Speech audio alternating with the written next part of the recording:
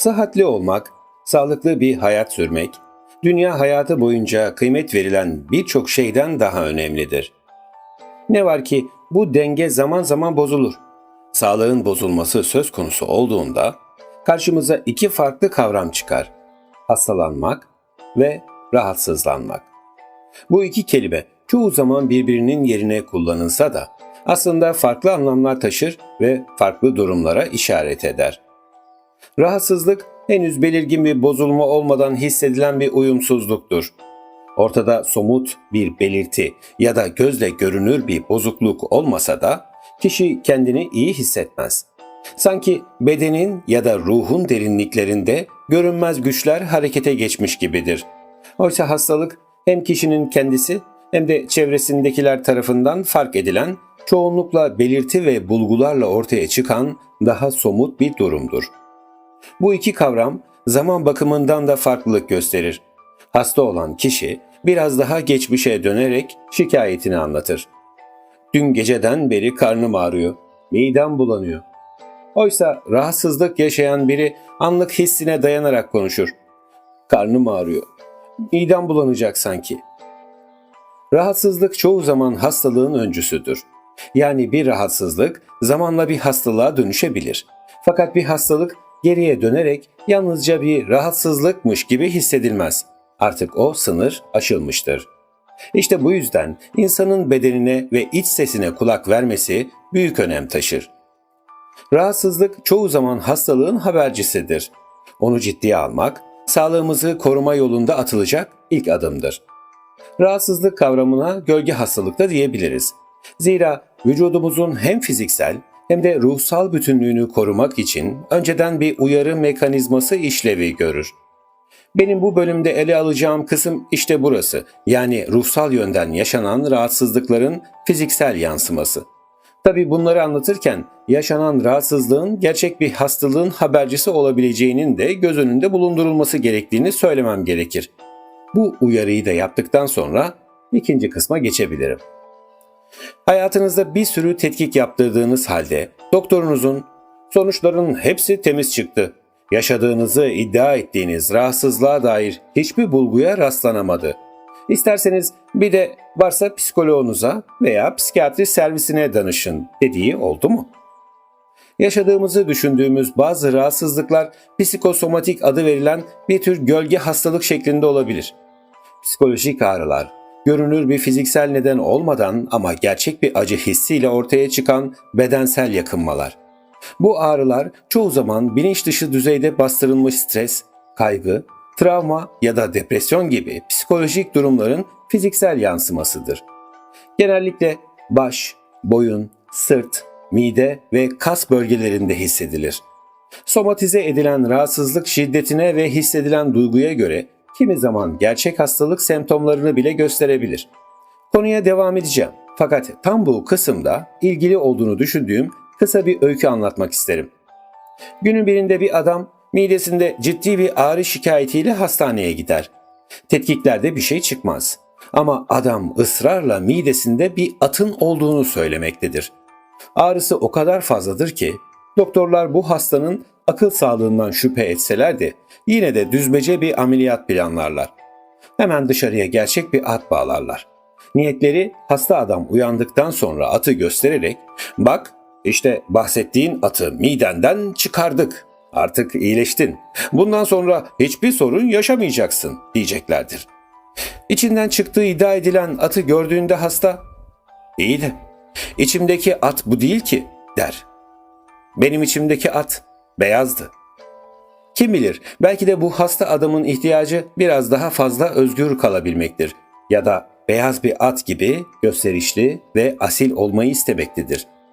Yani görünür olmak. Ne demiştik?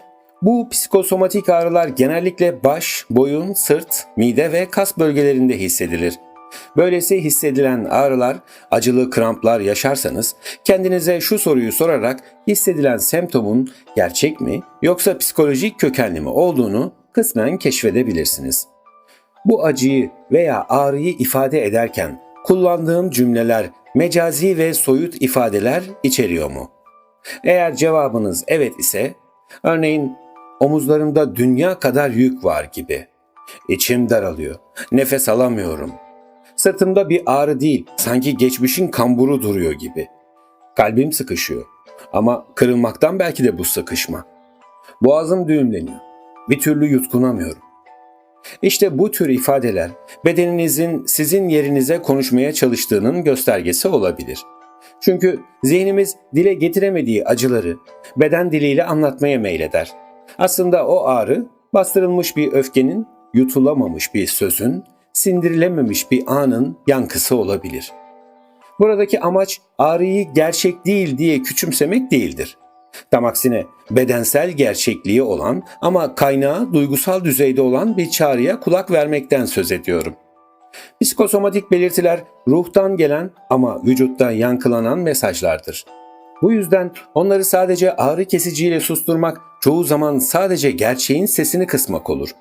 Belki de ağrıyan yeriniz en çok susmak zorunda kaldığınız yerdir. Ve bazen iyileşmenin ilk adımı ağrıyı hissedip şikayet etmek değil de onun ne demek istediğine kulak vermekten geçer. Bu konuda şu 3 farklı durumu birbirine karıştırmamak gerekir diye düşünüyorum. Psikosomatik bozukluk, somatik semptom bozukluğu ve hipokondrik tutum. Psikosomatik bozukluk daha çok yaşanan ağır stresli durumlara, geçmiş ve bugün de tetiklenen travmatik anılara, akran zorbalığına veya etkili sosyal çevrenin zayıflığına işaret edebilir. Somatik semptom bozukluğu daha çok yaşanan semptomlara odaklanarak bireyin kendini aşırı dinlemesi veya bu durumları büyüterek yaşamsal düzeyde işlev bozukluğuna dönüştürmesi anlamına da gelebilir. Yaşandığı düşünülen rahatsızlık sürekli zihinsel olarak düşünülüp büyütülürse, bir süre sonra bu durum bireyin kendini normalden daha çok hasta hissetmesine neden olabilmektedir.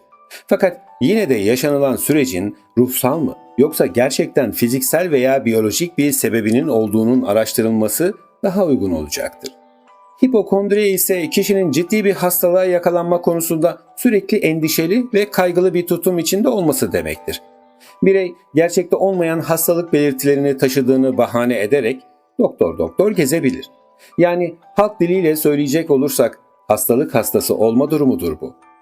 Yeri geldiği için burada hipokondriyazis konusunu işleyen bir tiyatro, diğeri roman olan 2 kitap önerisinde bulunabilirim.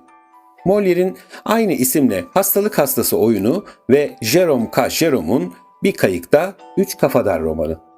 Peki, kökeni özellikle stres, travma veya işinden geçilen buhranlı bir etmen faktörüne bağlı böylesi gölge rahatsızlıklar için neler yapabiliriz? Bu duruma sebep olan ruhsal sıkıntının çözümlenmesi için konuşma terapisi alabilirsiniz. Yine çeşitli ilaç tedavilerinin de olduğunu söyleyebilirim. Ayrıca bireysel olarak çeşitli sportif egzersizlerin ve yine çeşitli rahatlama programlarının da işe yaradığını söyleyebilirim. Yine mindfulness yani zihinsel farkındalık metotları sayesinde yaşanan gölge rahatsızlığın asıl sebebinin fark edilerek çözüme kavuşturulması da mümkün olabilmektedir. Sonuç olarak psikosomatik ağrılar ve bozukluklar hafife alınacak ya da zihinsel bir kuruntu gibi geçiştirilecek meseleler değildir.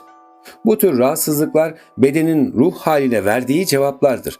Yani bir anlamda konuşulamayan duyguların dile gelme biçimidir. Zihinle beden arasındaki bağ sandığımızdan çok daha kuvvetlidir. Yaşadığımız stres, bastırdığımız duygular, çözülmemiş iç çatışmalar zamanla fiziksel sağlığımızda yankı bulur. Bu yüzden bu belirtiler yalnızca bedensel değil, aynı zamanda ruhsal bir bakışla da ele alınmalıdır. Bu tür ağrılar da en az somut bir hastalık kadar gerçektir ve bu nedenle ciddiye alınmalıdır. Etkili bir iyileşme için hem tıbbi hem de psikolojik yollar birlikte yürünmelidir. Bazen ilaç kadar bir terapi seansı, bir konuşma, bir yüzleşme de gerekir. Çünkü bazı ağrılar geçmek için değil, konuşup, anlatarak çözümlenmesi için gelir. Ve bazen iyileşme, hissedilen ağrının ne dediğini duyabildiğimizde başlar. Hepinize sağlıklı günler dilerim. Başka bir bölümde görüşünceye dek sağlıcakla kalın.